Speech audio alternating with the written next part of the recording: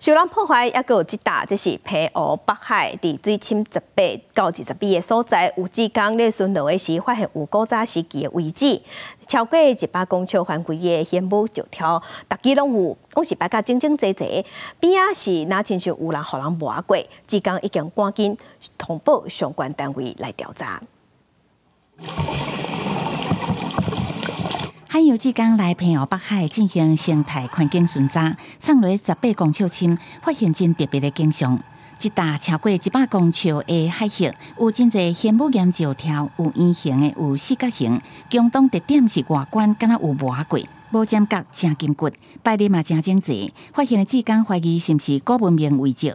人为刻意 摆上去了，就好像我们以前那个老祖宗在建构那种石户的那种做法一样，我是有一个就是有一个蛮整齐的一个路线，一个空间在堆放的。 志工进一步指出，石条摆列真像石虎形态，真有可能是人为造成的。只是巡查当时水质正落，无记录坐漂，会听候海洋稳定时阵，搁再探访，也希望相关单位调查。